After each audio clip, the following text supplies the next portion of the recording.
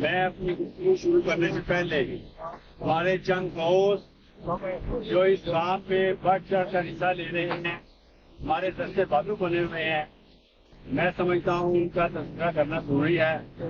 کسی طرح دوستوں کی حوصلہ افزائی ہوتی ہے اور کسی طرح یہ تحریک اور یہ پروگرام آگے بڑھتے ہیں۔ ہمارے دوستوں میں آفتاب شیخ صاحب بڑے اچھے طریقے سے باقاعدگی سے، آفت نعیم صاحب، شیخ جمیل صاحب تو لوگ دلچسپی لیتے ہیں، نہ صرف خود دلچسپی لیتے ہیں، اپنی یہ کوشش ہوتی ہے کہ اس پروگرام میں اور لوگ بھی دلچسپی لیں۔ ہمارا بنیادی مقصد اور دوست سے دوست ہے، میں ٹائم شارٹ ہے اور میں یہ سمجھتا ہوں کہ ہمارا یہ جو پیچھے بینر لگا ہوا ہے ہمارا بنیادی مقصد ہی یہ ہے۔ اللہ جل شانہ کا تعارف ہے وہ قرآن کے بغیر ممکن نہیں ہے۔ اگر کوئی سمجھتا ہو کہ اللہ کا تعارف جو ہے قرآن سے ہٹ کر ہو سکتا ہے تو یہ ناممکن بات ہے۔ میں سمجھتا ہوں وہ دیوانے کا خواب ہے۔ جس نے اللہ کا تعارف چاہیے جس کو وہ قرآن پڑھے۔ اور دوسری بات اتحاد بین المسلمین کی ہے۔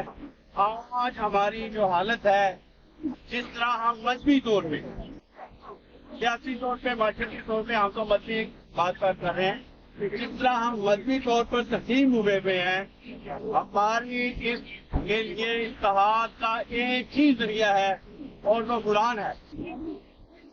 وہ اس لیے میرے دوستوں، میرے بھائیوں، کہ ہمارے دین کی بنیاد جو ہے وہ قرآن اور سنت ہے۔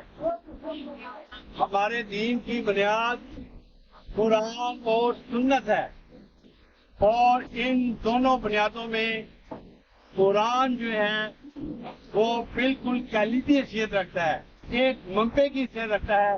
اور قرآن کی شان یہ ہے کہ آج کی دنیا میں بھی نہ صرف مسلم دنیا بلکہ تمام انسان اس بات پر متفق ہیں، اس بات کو مانتے ہیں کہ اگر اس ہستی پر اگر کوئی کتاب محفوظ ہے وہ قرآن ہے۔ قرآن جو ہے وہ ہماری زندگی کا لائحہ عمل سارا بتاتا ہے۔ اور اللہ جل شانہ نے کچھ دو تین باتیں ایسی ہیں جس کے لیے ہم سمجھتے ہیں کہ لوگوں کو آگاہ کرنا بڑا ضروری ہے۔ نمبر ایک بات یہ ہے کہ ایک عام تاثر دیا جاتا ہے کہ قرآن کو خود سے نہ پڑھا جائے۔ میں سمجھتا ہوں یہ ہماری بدبختی ہے۔ اس کے بعد پڑھے لکھے عالم ٹائپ لوگ بھی یہ بات کرتے ہیں کہ قرآن عام لوگوں کا نہیں ہے، حالانکہ اللہ جل شانہ نے براہ راست انسانوں سے مخاطب کی ہے۔ اس میں کسی قسم کی کوئی تفصیل نہیں، تمام کا تمام قرآن جو ہے وہ انسانوں سے مخاطب کر رہا ہے۔ اور جیسے میں نے آپ کو بتایا ہے کہ اللہ جل شانہ نے اس کی گارنٹی خود لی ہے۔ لا تحرک به لسانک لتعجل به ان علینا جمعه وقرآنه وإذا قرأناه فاتبع قرآنه ان علینا ثم ان علینا بیانہ۔ اللہ جل شانہ کہتا ہے، اپنے محبوب سے کہہ رہا ہے کہ آپ اس قرآن کو تیزی سے جلدی مت پڑھیں، اس کو یاد کرانا، اس کو محفوظ کرنا اور آخر میں ثم علینا بیانہ، اس کی وضاحت کرنا بھی میرے ہی ذمہ ہے۔ یہ اللہ جل شانہ نے اپنے ذمہ لی ہوئی ہے۔ اللہ جل شانہ ایک اور جگہ فرما رہے ہیں، اللہ جل شانہ نے جب حضرت آدم علیہ السلام کو زمین پر اتارا تو اس وقت پوری انسانیت کو یہ پیغام دیا کہ جو بھی لوگ، جو بھی انسان میرے بھیجے ہوئے پیغام پر عمل کریں گے، اس کی پیروی کریں گے، دو کاموں سے بچ جائیں گے۔ ایک، نہ تو وہ گمراہ ہوں گے اور نمبر دو، وہ مشکل میں بھی نہیں آئیں گے، ان کی زندگی آسان ہو جائے گی۔ یہ پوری دنیا کے لیے میسج ہے، پوری انسانیت کے لیے میسج ہے۔ پھر اللہ جل شانہ دیکھیں، سب سے بڑی بات اللہ کی ہے۔ جہاں اللہ کی بات آ گئی نا، اس کے بعد کسی کی کوئی ضرورت نہیں ہے۔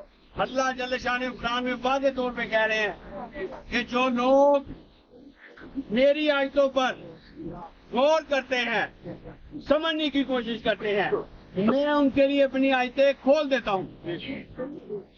اللہ رہنمائی کرتا ہے۔ بھائی آپ قرآن پڑھنے سے کیوں روک رہے ہیں؟ اللہ جل شانہ رہنمائی کر رہے ہیں۔ اللہ جل شانہ نے ایک ہی صورت میں 4 مرتبہ اعلان کیا ہے، 4 مرتبہ اعلان کیا ہے کہ کوئی ہے اس پر تدبر کرنے والا۔ اللہ کہتا ہے وَلَقَدْ يَسَّرْنَا الْقُرْآنَ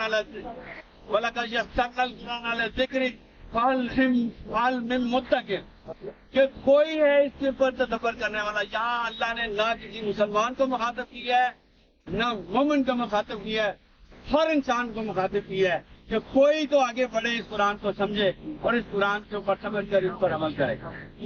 میرے دوستوں، میرے بھائیوں، میرے دوستوں، آج میں سمجھتا ہوں، میرا اس کے اوپر بالکل ایمان ہے کہ جو پڑھا لکھا، جو بھی پڑھا لکھا ہے، اس کی یہ ذمہ داری ہے کہ وہ معاشرے کی اصلاح میں اپنا حصہ ڈالے۔